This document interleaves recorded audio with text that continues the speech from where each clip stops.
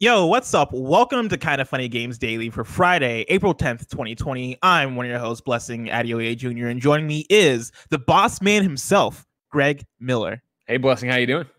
I'm doing pretty good. How you doing, man? I'm stoked, man. The weekend's here finally. I'm going to take man. the car out to Catalina. Oh. Just kidding. You can't go anywhere. Oh, I was going to say, is that the plan? You can go places by yourself. Yeah, well, yeah. But I mean, like, I don't even know what Catalina is. Kevin, what's Catalina? Catalina Island. I don't know what Catalina is either. It's an island by so Los Angeles, I believe.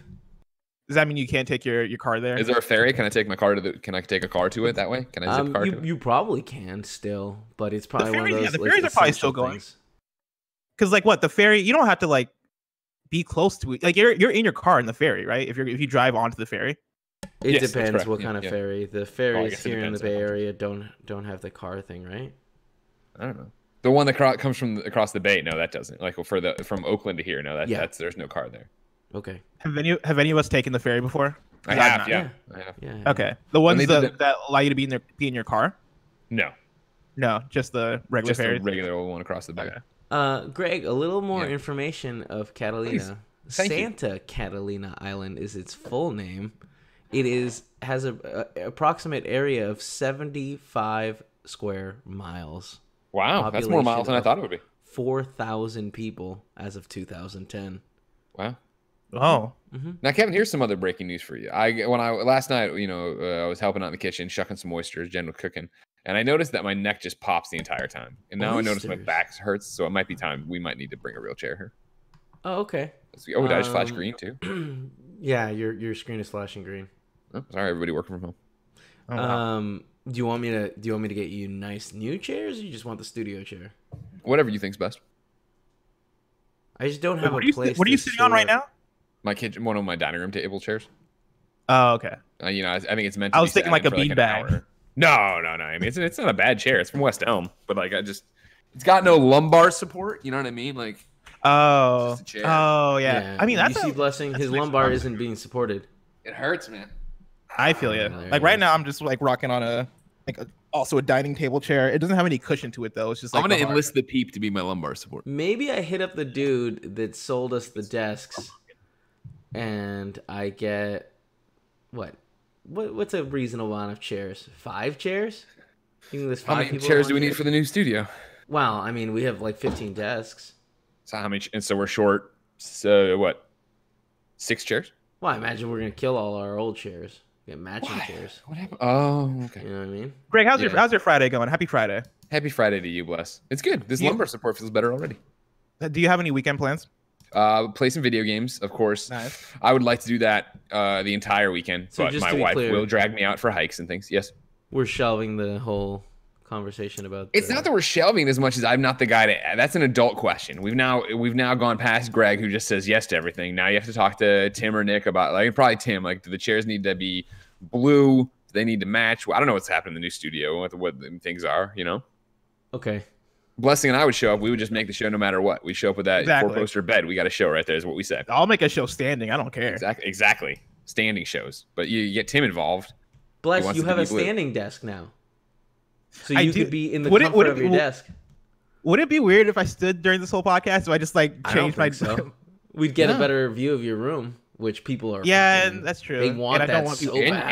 I don't want people to see my room. My games. Oh, I get No, your legs. I'm talking about your legs. I want to see your legs. Oh, I mean, but like if I'm standing, you're still gonna see like my upper torso. You're not gonna see my lower torso. Happy Final Fantasy VII Remake Day, by the way. There we go. Big day, everybody. It's a big day. We had a question coming from Aidan Dean, who writes into patreon.com/kindoffunnygames, just like you can. Aidan Dean says, "Hey guys, I've literally never played a Final Fantasy game, but the FOMO for Final Fantasy VII Remake is starting to get to me. Should I just get it? I play all different kinds of games, and I'm always down to try something new. Also, is there any similar game you could compare it to, so I could know what the gameplay is like? Thanks, guys, and keep it real." I almost said thanks, all you cool cats. Guys, I'm gonna actually take this one. No. You're not gonna like it. Don't get it. And it's very similar but different to Final Fantasy VII on the PlayStation 1. All right, I wasn't with you in the front, but you got me in the back half. I'm not gonna lie. That was really good, Kevin. Blessing, this is the perfect question for us because, of course, on both our Final Fantasy VII review, which is available now, and the spoiler cast that goes live on Monday, of course, youtube.com/kindoffunnygames and all sorts of podcast services, you and I are the converts, right? We didn't have any attachment to this series beforehand and jumped in for the first time. So what do you think for Aidan then? I think honestly it's a must-play PlayStation game. Like I think you should definitely get it. I would put it up there. Like it strikes me, and I don't like necessarily comparing games that are apples and oranges like this. Yeah. But it's playing it struck me similarly to how I felt while playing The Last of Us in 2013, and I don't mean that in like a hyperbolic like this is a game of the generation like defining thing. Even though I guess like for me I would say Final Fantasy VII Remake is one of my favorite games of this generation. Sure. But in terms of how well it translates to, I think, wherever you're at as a gamer, like the story is fantastic, and it's not fantastic for a JRPG story. It's not like fantastic if you're a fan of anime or if you're a fan of this particular kind of story. I think it's just a fantastic story, period. And so on that level, I think, yes, like you should 100% pick it up. But then also the gameplay and the combat and stuff is also fantastic on a level where I think just any person who's interested in playing like a story-based action video game or any kind of RPG, I think will play this game and enjoy what it has to offer. Like the barrier to entry isn't that high in terms of how much you have to fight for the enjoyment in the game, if that makes sense. It does. No, and I think that you nail it. You know what I mean? I have never connected with a Final Fantasy. JRPGs are incredibly hard for me. And honestly, I don't even think when you say, oh, this is a JRPG, that it counts in the JRPG way you think it does, if that makes sense. You know what I mean? Because it doesn't play like a traditional JRPG turn-based, anything like that. Like the DNA of that is there, but it's in such an action game setting that I don't think you have to worry about it.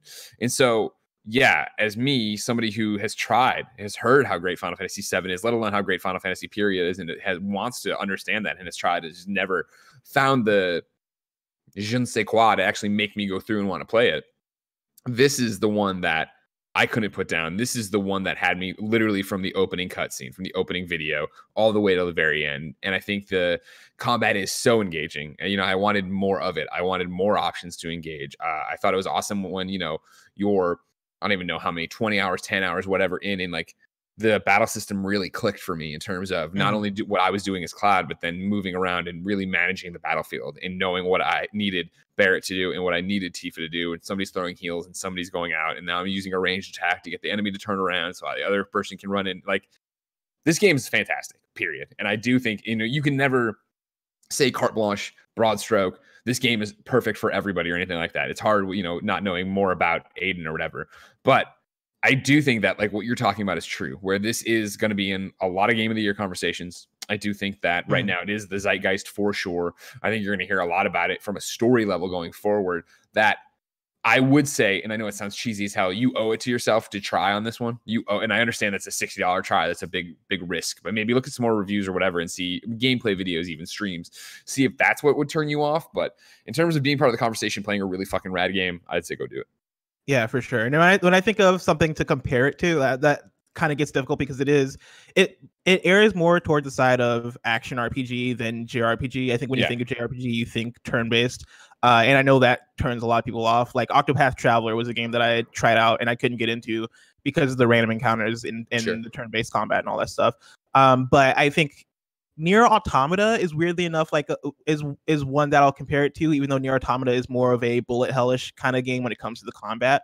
But in terms of it being an action JRPG and in terms of kind of the linearity of it and kind of how the world looks and how the world is built, Nier Automata is a game that I'll compare Final Fantasy VII Remake to. And then also, I guess like games like this is an obscure one, and so it's probably a bad example, but The Last Story on Wii is a game that I played back in the day and loved, and that game kind of resembles some of the setup of this game also.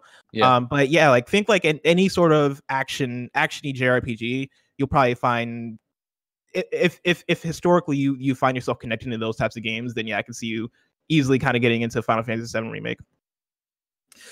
Greg, today's stories include Final Fantasy VII Remake's PC version, more news about Cyberpunk 2077's next-gen version, and more. This is Kind of Funny Games Daily, each and every weekday at 10 a.m. live, right here on twitch.tv/kindoffunnygames. We run you through the nerdy news you need to know about. If you're watching live, you can correct us when we get stuff wrong by going to kindoffunny.com/you're wrong. If you don't want to watch live, you can watch later on youtube.com/kindoffunnygames or listen later on podcast services around the globe by searching for Kind of Funny Games Daily. To be a part of the show, head to patreon.com/kindoffunnygames, where bronze members or above get to write in, and silver members or above get the show ad-free with the exclusive daily post show. Now it's time for some housekeeping. Greg is in the Gamers versus Cancer tournament today. Greg, can you tell us a little bit about that?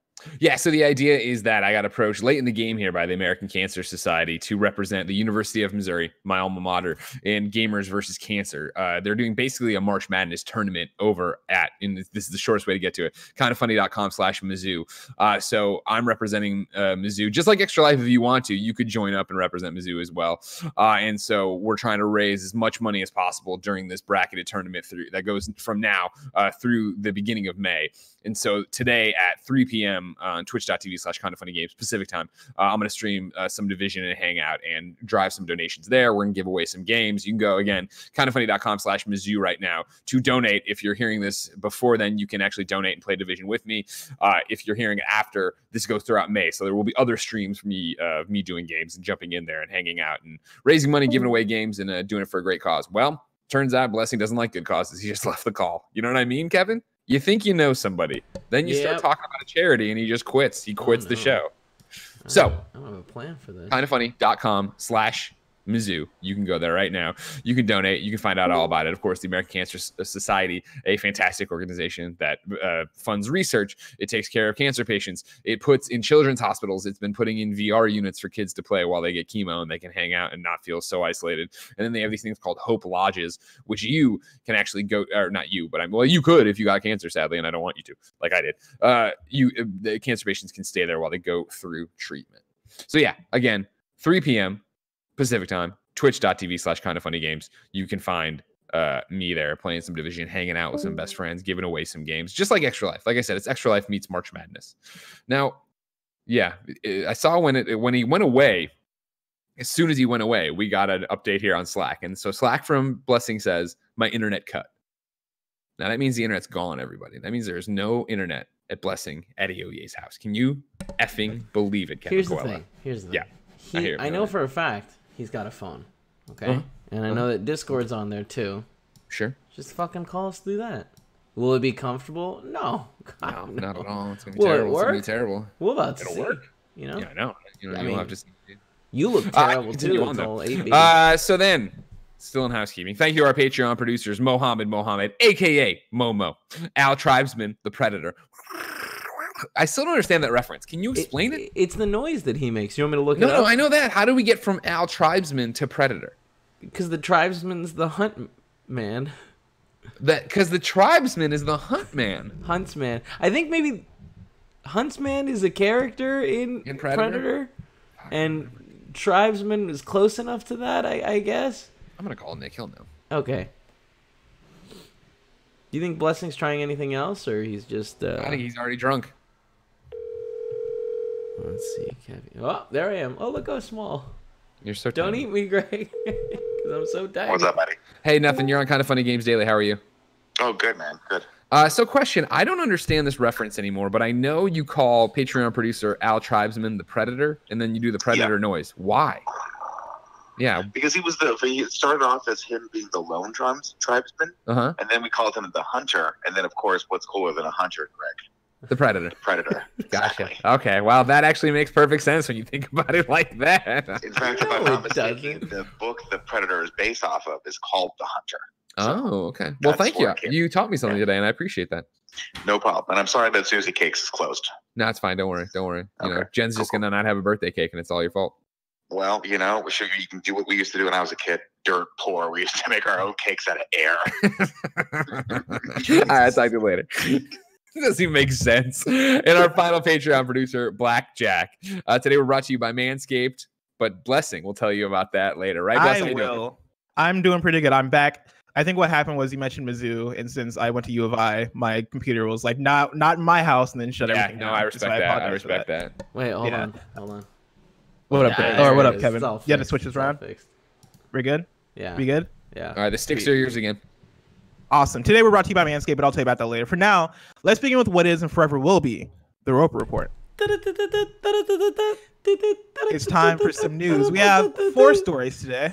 It's a baker's dozen. He's 12 plus 1. Wow, Kevin. Wow, he doesn't even care, you know? Wow. Starting with number 1, a new Final Fantasy VII Remake trailer hints at a PC release. I'm pulling from Jordan Oloman at IGN, who writes, a video released by Square Enix to commemorate the launch of Final Fantasy VII Remake has hinted towards a potential PC release. The Thank You for Waiting clip features Final Fantasy VII Remake director Yoshinori Kitase providing players with an overview of the game. Most interesting, though, is the text that appears below the gameplay shown, which reads, gameplay captured on PC. We already know that Final Fantasy VII Remake has a timed exclusivity window on PS4, which lasts until April 2021, but this is confirmation that a PC version of the game exists in some form. We don't know if that's a development build, a full version of the game waiting for release, or otherwise. It's a formality from Square Enix to show that the footage isn't exactly what you should expect if you pick up the game on PS4 today, but it's still a worthwhile tidbit concerning which platforms it might land on in the near future. Greg, up till now, we've always easily assumed that the game is going to come to other platforms because when it was originally revealed during the PlayStation conference. Yeah, but remember, it's always been a timed exclusive this, you know what I mean? They've always had something up their sleeve. It's been a weird, I was looking at, when you were looking into this story, I went to, of course, PCGamer.com, the #1 place to find out about where exclusives aren't going. Oh, yeah. You know what I'm saying over there? And yeah, Lauren Morton has an article up about this, right? Because obviously we've known so much about PlayStation, we've been heads down covering it there, right? Is Final Fantasy VII Remake actually coming to PC? This is from April 2nd. Well, it's not coming to PC. Almost every time we hear about the remake, there are caveats like debut first on PS4 or timed exclusive. Square Enix has said it has, quote, no plans for other platforms, end quote, though that tends to be the kind of thing a publisher says until it isn't ready to make any promises yet. Mm-hmm. So yeah, I've always thought that this is a no-brainer that's going to come to PC and Xbox. Like, again, Square wants to make money, and I'm sure there was a deal, and maybe Xbox might be a bridge too far. PC, I've always thought it's a slam dunk. You're gonna get that no PC is the one that feels like for sure. Yeah, and so that's the thing, right? Of like, if you're gonna get it on PC, then you're just in a Death Stranding kind of situation, and then it is the question though of do they go to Xbox or do they not go to Xbox? Yeah, Xbox it's one of those things where I think that one's more questionable because Xbox isn't necessarily the most popular console in Japan, where Final Fantasy VII Remake is going to be doing very well. But I think in terms of, we just talked about how kind of universal this game is for people who play video games in general. And so I think if this game came to Xbox, it'd do very well, like despite it not being in Japan. And so I don't think when Kingdom Hearts just did its thing of bringing like all the Kingdom Hearts to Xbox, that was a big deal, right? Because they hadn't been there yet. But it also shows, I think, and Square's seeing it on the other end, how much that relationship matters. How many units did they move on Xbox? Is that where people are actually going to play this game? That's always been the argument. And granted, of course, there are people who just own an Xbox. So there's definitely people who would buy the game and never have bought it before. But this is Final Fantasy VII in particular is such a PlayStation franchise, right? That I think for your launch, it's not a backbreaker to not have it everywhere else. Not to mention that I'm sure there is a very, very lucrative deal with PlayStation to make sure it's exclusive here at launch. Yeah. Do you think this gameplay, like the quote gameplay shown on PC footage in the trailer, do you think that then serves as proof that it is coming to PC? Or do you think that's just like hey, we just captured this footage on PC, like a development build kind of thing? I don't know. Yeah, that's the question back and forth, right? Of how that actually nets out. I would say, like, yes, it's proof, right? Like, I don't know. I'm not on that side of marketing, and I understand, obviously, with FTC disclosure agreements, like, if you're not doing it from the actual console, you have to do it.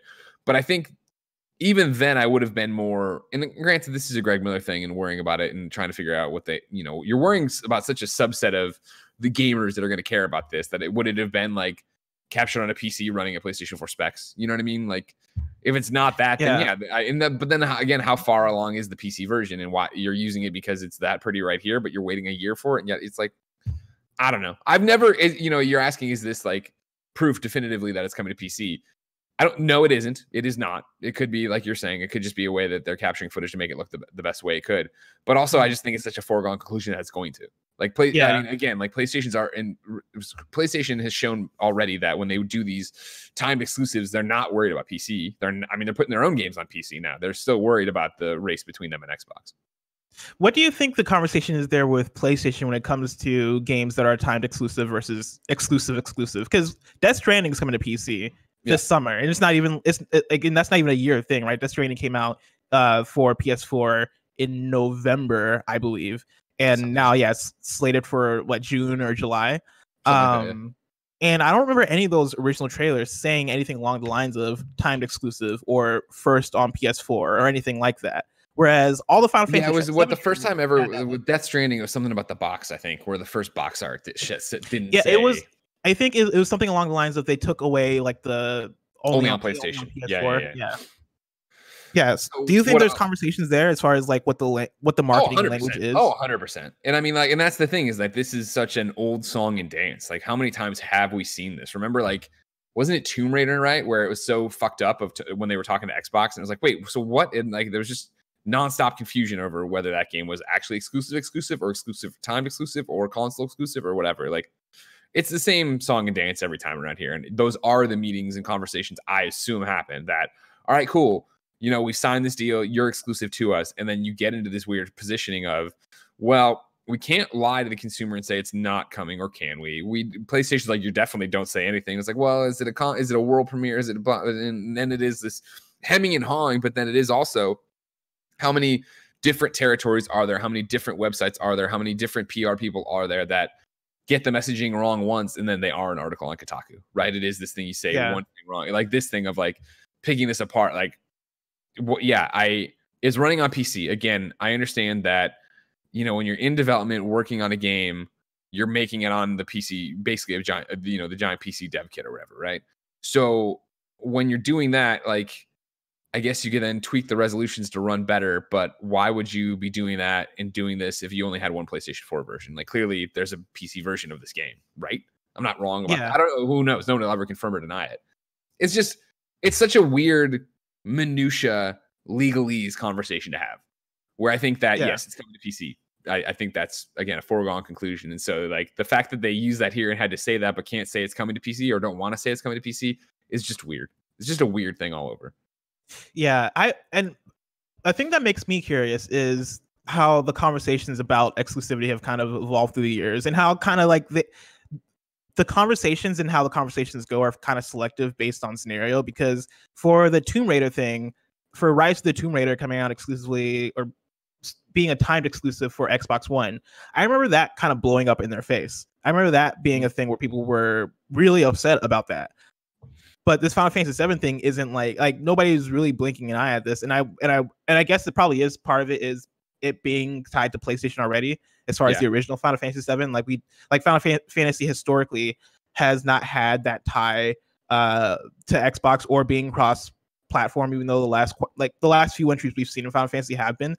But yeah, it seems like this is a thing that people have kind of come to accept at this point. Yeah, this franchise. Well, no, that's the whole thing, Bless, is I think you hit it if people come to accept it. I think in every way of life, in every shape, every industry, whatever, change is difficult.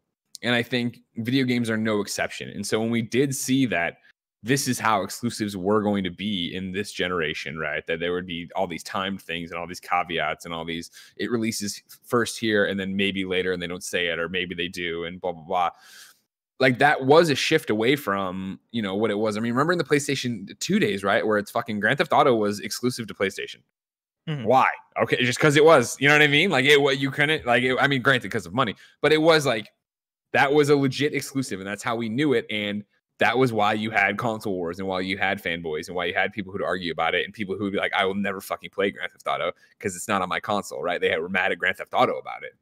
And now, you jump to a point where it's been interesting in the last, I would say last few years or whatever, I guess when this all started really with the PlayStation 4, Xbox One thing of that flipping, where the script did flip, where it wasn't that I'm now mad at the people who make the game or the game itself. I'm mad at Sony and Microsoft for doing this. And it's the same thing you've seen then with Sony recently, right, way out in front, on top is number one, still doing these kind of deals, and then Phil Spencer saying that that's bad and he doesn't want to do that and he wouldn't do that, and people applauding that and then trying to demonize PlayStation for still doing it and chasing it this certain way. It's all because at the end of the day, and this is sad to say, it doesn't matter. This is one of those conversations we go around in circles about, and we argue and hypothesize and talk, and talk to death on all the shows because we want to, and it's fun, and we all love talking about video games on this level. But in the end, it doesn't matter, because the person who loved Final Fantasy VII on their PlayStation 1 has now seen the trailers that were coming for this from the magazine ad. It's like, okay, cool. Where do I play Final Fantasy VII? All right, it's only on PlayStation. Cool. I'm going to buy a PlayStation.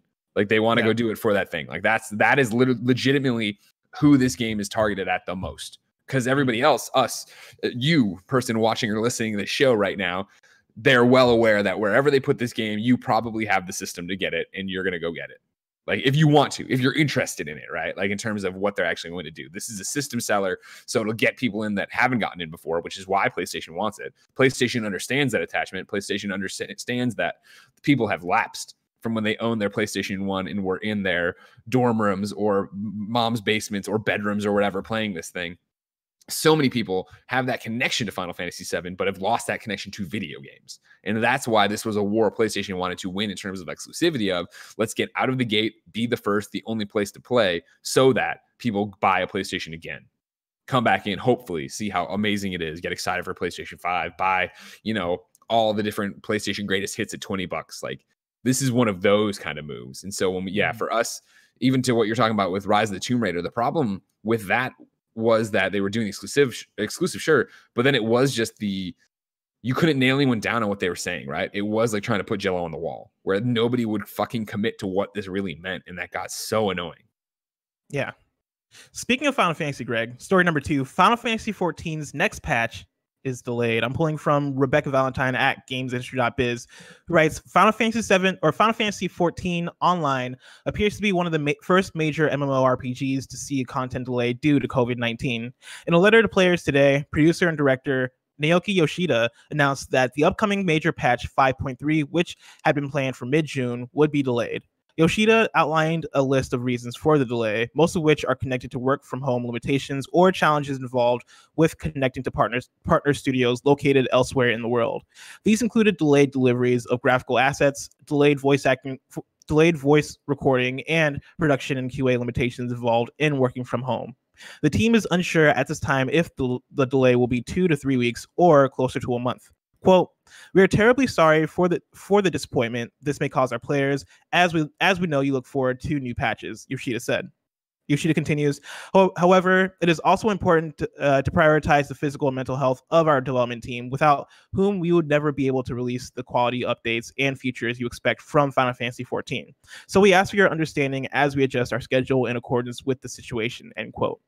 Yoshida said that the prior patch 5.25 had been quote largely completed and was thus able to be released on schedule by a narrow margin, as some staff had begun work from home. And then I'm pulling this directly from the Square Enix blog. They gave like bullet pointed reasons as to the things that are making the game delayed. Sure. They write on their blog, Final Fantasy XIV relies heavily on our development and QA partners across the world, and at this point, we must accept that the situation will significantly impact our development schedule. The reasons for this are, 1, delayed delivery of graphical assets due to the lockdown of cities in East Asia, North America, and Europe. 2, delayed voice recording due to the lockdown of cities in Europe. 3, delays to development tasks performed by Tokyo staff due to work from home / shelter-in-place limitations. And then lastly, production and QA teams operating well below normal capacity due to work from home / shelter-in-place limitations. And I thought those are important to touch on, because we've been talking about this a lot from a lot of different games, and added context, I think, helps a lot when we're having these conversations, because we're always talking about like the cogs in the machine and like what happens when ESRB shuts down, or I forget what the ESRB in Japan is called, but what happens when they shut down, or what happens when you can't print discs, right? And these are more example of cogs in the machine that, like voice recording is paused right now, so we can't necessarily get that game up, get the update out there along with all these other things. But this all makes sense. Like, you can't really get mad at anybody here. Oh no! I mean, again, that's the situation we're all in, right? They're doing the right thing. And it's the situation we're all in the world right now, and so it's disappointing for sure. But it's the reality of the situation. And again, to your point, like to see them spell it out, you can then apply this to so many games. And again, back to even Naughty Dog, right, where it's like we were done with the game, we're on track to finish the game, but you start looking at like production and QA teams, all these different things that are going to be outsourced. They specifically say, right, delayed voice recording due to the lockdown of cities in Europe, right? So imagine the localization of, you're trying to get the Japanese language tracks done, but the actor who's playing Joel can't come on. Like, it's that kind of thing where you really get into the muck. And I think, yesterday you talked about different cogs in the machine. And that's 100% what this entire ball of wax is that there are so many different pieces that make a video game actually happen. And so even if you have the major one of the studio working fine and going where it should be, that doesn't necessarily mean the other ones around it are going to be there to finish the product. Exactly. Story number 3. Cyberpunk 2077's next-gen version is coming sometime after launch. I'm pulling from Jordan Gerblick at GamesRadar. CD Projekt Red has confirmed that Cyberpunk 2077 will be getting a proper next-gen upgrade on the Xbox Series X, and it'll be free to anyone who owns the game on Xbox One. The PS5 and Xbox Series X are both backwards compatible, meaning you'll be able to play Cyberpunk 2077 on next-gen consoles when they launch. But the separate, full-blown next-gen version is coming at a later, unspecified date. It isn't clear whether the next-gen Cyberpunk 2077 port will be available on PS5. Quote, in terms of Microsoft's console, like I said, we have officially confirmed both the update and the cross-gen availability, meaning that you'll be able to play the game from the get-go on the next gen, said CD Projekt Red SVP of Business Development, Michael Nowakowski. According to Video Games Chronicle, quote, however, when it comes to a proper full-blown next-gen version, that's going to come later. We haven't announced when, and I don't have a new comment here on that, end quote. Nowakowski specifies that the next-gen version of Cyberpunk 2077 is only confirmed for Xbox Series X at the moment, pointing to Microsoft's Smart Delivery program, which makes select next-gen versions of current-gen games free to anyone who bought the current-gen version. Cyberpunk 2077 will work with Microsoft's Smart Delivery program, but Sony has yet to announce a comparable system to support cross-gen releases. To be as clear as possible, you should be able to pop your PS4 or Xbox One version of Cyberpunk 2077 into the PS5 or Xbox Series X and play without issue. Now, Wachowski was talking about a fully fledged next-gen upgrade, which as of now is only confirmed for Xbox Series X as a free download coming sometime after the next-gen console launches. Greg, it's a lot. But hey, it's more explanation that this was when when Xbox was like Xbox Series X is going to have smart delivery, and CD Projekt Red tweeted that day saying, you should never have to pay twice for the same game. Everybody was like, wait, so what does this mean? This is more clarity, which is great. It doesn't. I do appreciate the fact they're saying this is just the Xbox version. That's all we're talking about. I do think that there will be a PlayStation version unless there's some deal with Microsoft to throw a bunch of money behind them getting the smart delivery 4K or 8K, whatever. This is my question regarding that. Sure. Do you think PlayStation, and I know we literally had a whole PSW episode about this, but I'm bringing it up again with this added context. Sure. Do you think PlayStation will have a comparable system to smart delivery? And do you think that might be why they're not, why CD Projekt Red is not talking about the PS5 version of the fully fledged next gen Cyberpunk 2077? 100%. Yeah. So I think, yes, they're going to have something like this because they already do it with PlayStation 4 Pro.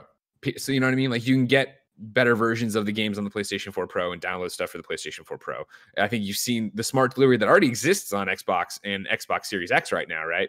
Wait, I fucked that up. No, Xbox One and Xbox One X right now. One X, yeah. You already see, you see how they're doing it, which is, I think, in promoting it and understanding it and using it a different, smarter way than PlayStation in some ways in terms of like that. Oh, now you're getting Master Chief collection. Here's the 4K, whatever data drop or whatever on that.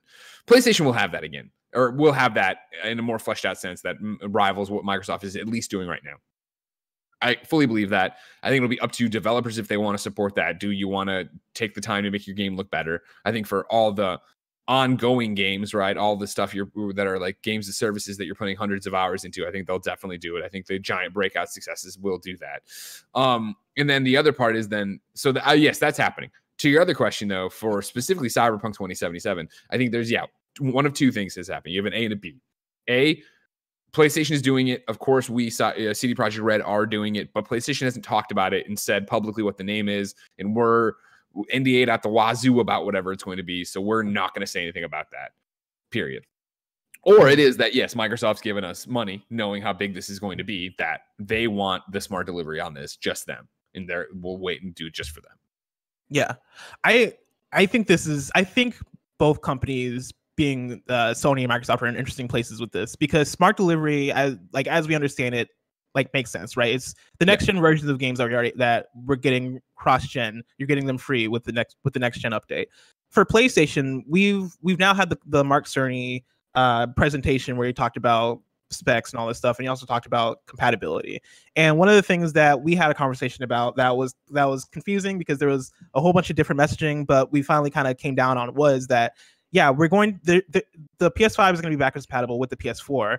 The PS4 games, though, that are going to be backwards compatible for PS5 are going to take advantage of features of the PS5. So, as they're saying here, right, Cyberpunk 2077 is backwards compatible. Is going to be backwards compatible because the PS5 console is backwards compatible. Yeah. If the PS4 version of and I know I'm getting to the point where I'm going to start overcomplicating things, but of course, and I love it. Go for it. If the PS4 version of Cyberpunk 2077 is backwards compatible on the PS5, right, and that same version is taking advantage of features of the PS5, what's the point of a next gen version? Well, again, this is where it gets weird, is that what is a next gen version? I do not believe that what's going to happen is you're going to get a separate version of Cyberpunk 2077 released that is the Xbox Series X version. And I know that they've already talked about this, but stick with me just for argument's sake. You're not going to get a new box and a new title and a new name. You're going to get that you already own Cyberpunk 2077, and now there is some giant 80 gigabyte patch that you download that upreses all the textures and adds in all these different things and does stuff like that. I don't see them selling that on its own. I don't see them giving that its own title. I see them releasing that as an update that Cyberpunk will now run amazingly and have all these bells and whistles on your Xbox Series X. For your point right now of it's backwards compatible, even with the PlayStation 5, if that you're able to pop it in and it's able to shorten load times and do all that stuff, that's not the same as it's an original ground up. Exactly. It's not the same as right now if you put in Halo Master Chief Collection and play it with and without the giant patch. You know what I mean? That's what they're talking about here. Gotcha. That makes sense to me. Thank you for that, Greg. I appreciate that. No problem. I'm here for you and I appreciate you. Number 4. New World, Amazon's upcoming MMO, has been delayed to August. I'm pulling from Matt Kim at IGN. Amazon has announced that it will delay the release of its upcoming MMO, New World, until August 25th, 2020, as a result of the global COVID-19 pandemic. The New World closed beta has been delayed to July, pushed back from its original April 2020 launch. In a new blog post, Amazon Games announced that despite developers working on the game from home, quote, developing an ambitious MMO like New World remotely has introduced some challenges, end quote. This is why the developers opted to delay the launch to reach our quality bar as we work remotely for the foreseeable future.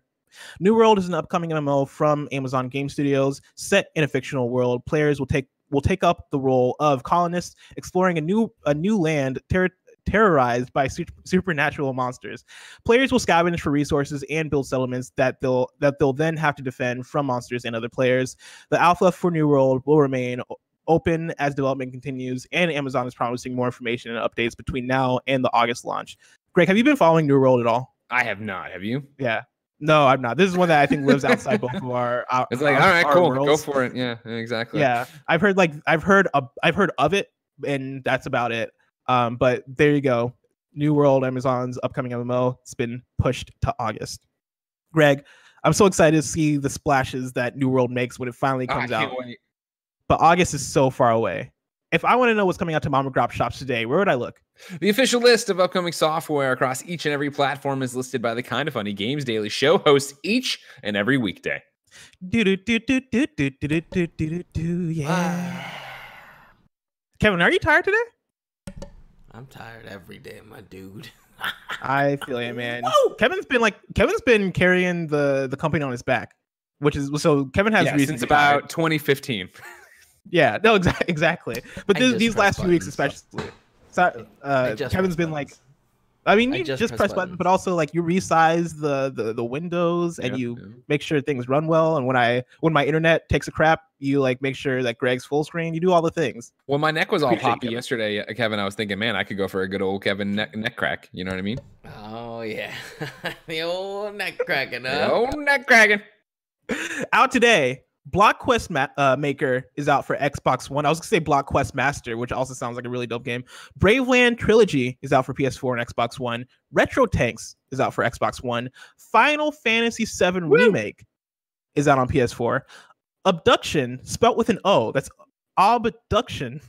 It comes out for Xbox One.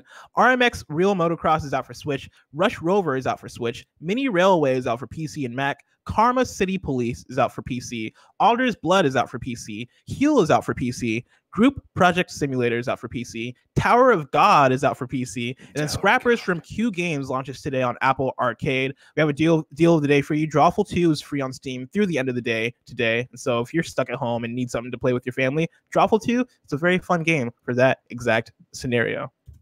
Now it's time for Reader Mail. You can write into patreon.com/kindoffunnygames where you can get the show ad-free. And speaking of ads, this episode of Kind of Funny Games Daily is brought to you by Manscaped. Let me take a drink of water before I get into it. Because Manscaped... I'm going to drink some water right there. Oh, man. Let me tell you, it's a mouthful. I would have called it a ball full, but no big deal. Support for Kind of Funny Games Daily comes from Manscaped, who is the best in men's below-the-belt grooming. Manscaped offers precision-engineered tools for your family jewels. April is Testicular Cancer Awareness Month. Did you know one guy every hour, every day is diagnosed with testicular cancer? So this is a reminder to all the men listening to check yourself before you wreck yourself. Manscaped, in addition to providing the right tools and solutions for safe and easy manscaping, has partnered with the Testicular Cancer Society to spread awareness for men's health and early cancer detection. Together, TCS and Manscaped are committed to raising awareness for the most common form of cancer in men aged 15 to 35 and giving support for fighters, survivors, and families impacted by testicular cancer as part of their We Save Balls initiative. While you're down there cleaning up your sack, why not go ahead and give them a little investigation for lumps, changes in any size, or any pain? Manscaped recommends you check yourself once a month. If you do feel any lumps or swelling, give your doctor a call. In addition to checking yourself regularly, you want to make sure your sack is looking fresh and clean with Manscaped's Perfect Package 3.0. Inside the Perfect Package, you'll find their electric trimmer called the Lawnmower 3.0. This waterproof and skin-safe technology will protect you from nicking your sack. Some of these liquid tools for your family jewels include the Crop Preserver, an anti-chafing deodorant for your balls. Your balls stink and you need to keep them smelling nice. And the Crop Reviver, a spray-on ball toner and refresher. The Perfect Package 3.0 also includes anti-chafing performance boxer briefs that keep your package cool and smelling fresh all day. Join the Manscaped movement and start taking care of your balls today. Get 20% off plus free shipping with the code GAMES at manscaped.com. Always use the right tools for the job. Learn more about testicular cancer screening at manscaped.com/we-save-balls. And share their educational video to help save lives and balls. You can also get 20% off plus free shipping with the code GAMES at manscaped.com. That's 20% off at manscaped.com with the promo code GAMES. Your balls will thank you. Alex, aka CoinC, writes in to patreon.com/kindoffunnygames just like you can and says, "Hey, Blessing and Greg.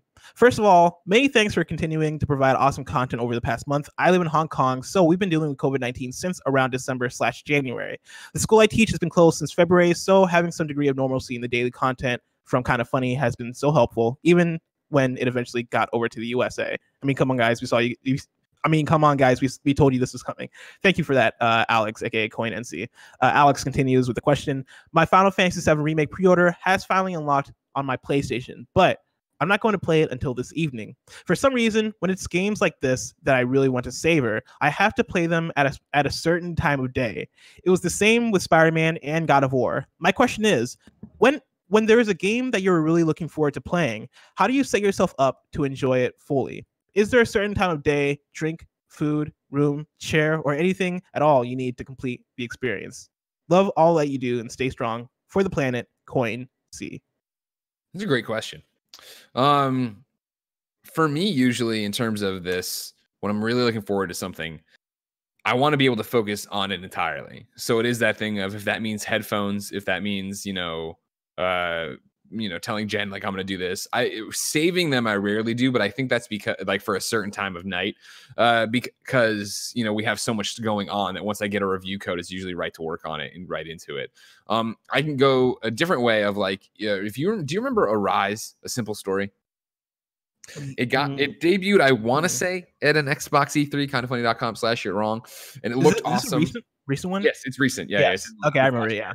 And it looked awesome, and I was like, this seems like something I really want to fucking play. And when it dropped in the midst of a million other things going on, and so I didn't ever start it, and it's been sitting on my PlayStation forever. And Tuesday or Wednesday of this week, I had a free morning, and I didn't, Final Fantasy was done, and there was nothing else to play before one of the shows. So I popped in and played like 2 hours of that, and that was perfect. Like, that's the rare time where I let that game sit, and I knew it wasn't going to be a funny game. It wasn't gonna be a shooting game. It wasn't gonna be crazy. It was gonna be like, trying to tell you something, an emotional tale or whatever. And I still need to finish it. But those 2 hours I did at where I was emotionally and mentally in this whole pandemic, at where I was in like having that like relief of like, all right, cool, there's nothing pressing down on me right now, to jump in and play it in that ecosystem was so perfect and hit me so right. And so that even right now where it's like I haven't gone back to it because I'll have a drink with dinner and then I have a little bit of time to play, or Jen and I finished Borderlands and it's like I don't want to go right from Borderlands into that. It's there's these different little caveats of not setting the mood, because that sounds weird and sexual, but like having the right mindset for a game, right? Like, I think that's sometimes playing a game is sexual. Oh, totally. You're telling me that upon? You kidding me? Oh man. I think for me, I don't necessarily go out of the way to make sure the mood is right, but I think at least before working for Kind of Funny, where now kind of my video game experience has kind of changed since coming here, because I won't pick up a lot of big games during the midnight launch because I'll get a code beforehand. But generally, if I do get a code, or if I do get a game at midnight, or if I like pick up a game, like a physical copy of a game at the night before launch, usually what I'll try to do is I'll try to knock out the earliest like the tutorial or like setup sections that night, so that the next day I'll just have the meat of the game sitting there in front of me. And usually like I'll still be like early, but yeah, like it's one of those things where like I don't like to stay up all night playing a video game, and so since I'm on the West Coast, right, like usually games will unlock at like 9 p.m. Best Coast. And so yeah, West Coast, best coast, even though I've heard you'd throwing shade at the Midwest before, Kevin. Central time zone. Nobody likes Central time zone. Yeah, I've heard you throwing shade at Central time. I don't know how I feel about that, Kevin. Well, I mean, because I grew up at. I'm sure you don't know. Now, hold on. I grew up in Central time too, but now you have to admit it's better to have like the whole numbers, because it's not 10-9 Central, right? Because it's always sounded like such a fucking slight. It did. It's like, oh, it's 10-9 Central. Like, oh man. That was always like a thing where, as a kid, I was always confused. I was like, oh, so all my shows are an hour. Was it earlier or later? I forget. But yeah, an hour off. But yeah, as far as being in the West Coast, right? Games unlock at 9 p.m. I would play like the first 2 to 3 hours of a game. Yeah. And knock those early sections out so I could have the rest of the game waiting for me when I come back to it the next day. Or like when I come back from come back from work to home on Friday, have it all laid out there for me. That's usually how I go about things. Let's see here. John BX32 writes in at patreon.com/kindoffunnygames and says, "What's up, Bless and Greg? A couple of days ago on Reset Era, Insider Shinobi602 had some things to say in the Xbox Game Studios thread. When a user said they want Microsoft to stop showing games with cartoon graphics and wants Gears quality graphics level, Shinobi said, 'Oh, you won't be disappointed.'" And then he links to the thread here. When another user asked for a hint, Shinobi responded with this: "It's not my place to give details. And my username would be plastered on the sites come morning if I did, LOL. So I won't. But you won't have to wait too much longer, really. I'm incredibly excited at what's coming from Xbox. Gorgeous fantasy worlds, reboots, big sci-fi. Should be a lot of fun. Let's fucking go, doggy dog." And this is John BX3 again. Gorgeous fantasy worlds. Shinobi goes into let's fucking go, doggy dog. Gorgeous fantasy worlds, Fable, Playground Games. Reboots, Perfect Dark, The Initiative, and/or the Coalition. Big sci-fi, Obsidian, or In Exile. Both are working on unannounced AAA RPGs. Shinobi also said on Twitter, "The big sci-fi is not The Outer Worlds." I thought this would be fun to discuss. I can't wait to finally see what these studios have been working on. Greg, did you get to see any of this over the last couple of days? I was driving the ship one of the days when this news broke or whatever, and I thought about it and I didn't put it in there. This is a great way to put it, John. Thanks for writing in with this, because of course this is a better place to discuss rumor than in the Roper Report or whatever. I saw it and it's exciting, and I'm not shocked by it. You know what I mean? Like it's so far from being confirmed in any shape or form, right? As trusted as Shinobi is. I want this to be true, right? Like, and again, like the Fable Playground Games thing, we've heard a bunch, right? Like we've known that's the rumor forever. And so, yeah, that's awesome. I want another Fable. I like Fable a lot. I think I don't know, obviously, like everybody else, what the initiative's working on, but I'm so stoked to find out. I hope it isn't a reboot. I hope it's something original. I hope it's them stretching their legs and making something on their own. That's awesome. It's interesting that, you know, here John puts in reboots, Perfect Dark, the Initiative, and or the Coalition. Coalition, I'd like to see do something outside of Gears, right? Like the Initiative, though, is the big question I have for, you know, this really talented studio down there. That's the one, obviously, in the Gamescast Tim got me so stoked for by hypothesizing that they could be the ones working on a Marvel exclusive, you know, obviously Ultimate Alliance for Ultimate Alliance for Nintendo, Spider-Man for PS4. What does Xbox have? Did Marvel Games make something with them? And you hope that they would have, especially after the success both those other games have seen. And so, yeah, the idea of what the initiative's doing, what Drew Murray and the team down there are doing, I'm super stoked to see. And then, yeah, Obsidian for big sci-fi, of course. Yeah, that makes 100% sense. Yeah, like my thing is, none of this is. I feel like everything said here is kind of a given. Like when you talk about like Microsoft or Sony or whoever is making reboots, big sci-fi, and gorgeous fantasy worlds, I'm like, yeah, like of course, everybody's making those. You're like, yes, that is something that would happen. Yeah, like you look at any portfolio, and those are gonna be the things that are filling those portfolios, because that's kind of what everybody wants. I'm excited just in general, despite this information here, because I know we've talked about Microsoft, like the EXO conferences, like we've been seeing a lot of games that are colorful and kind of cartoony and have that like Breath of the Wild-ish kind of look to them. Right. That's been a conversation we've had a bunch, right? Of like the look of a current Microsoft exclusive. Yeah, and I don't think that's a thing of that's them trying to push for that aesthetic necessarily. I do think it's a thing of like, hey, let's gear up for the Xbox Series X, and in the meantime, like we'll put out some like either smaller games or games that we're making out of like a labor of love or whatever it may be now, and then we'll keep all of our big hitters for the next gen console so that we can come out with a bang. And so I expect to see games that are either graphically intense or that are systemically deep, or games that just hit harder. Right, and I do expect to see like I don't know if I expect to see Perfect Dark as a reboot, but maybe, because Perfect Dark is beloved. When you talk about fantasy, like Fable makes sense. When you talk about Fable makes the most sense, and that's my thing. Is like Perfect Dark. I'm not gonna say had its chance, obviously, but Perfect Dark, 360, it did have its chance. We had another fucking Perfect Dark, and it sullied the name. If Perfect Dark nothing had happened with Perfect Dark since Perfect Dark on the N64, we'd have a different thing here, but. No, let that die. Let's make something new. And instead, let's get a new fucking Fable out. That's awesome. Yeah, and that's kind of my thing too. And I think that's why I'm thinking the way I am, is I don't necessarily have that connection with Perfect Dark. And maybe that is because the 360 kind of slowed the name a bit. Like I missed it on N64, even though I'm like I love Rare, but I was more so playing the James Bond games instead. And then I tried Perfect Dark 0 on the 360, and I was like, this ain't it, Chief. I can't get behind this one. But I'd love to see like the new big games from Xbox, and I think for sure they're coming. Now it's time to squad up. Right?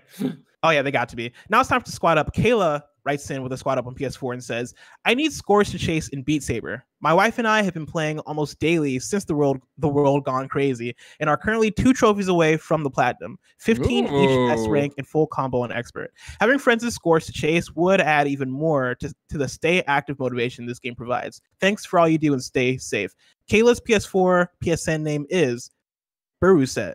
I'm going to say Beruset. B Russet. That's spelled B as in boy, ERUSET. Beruset.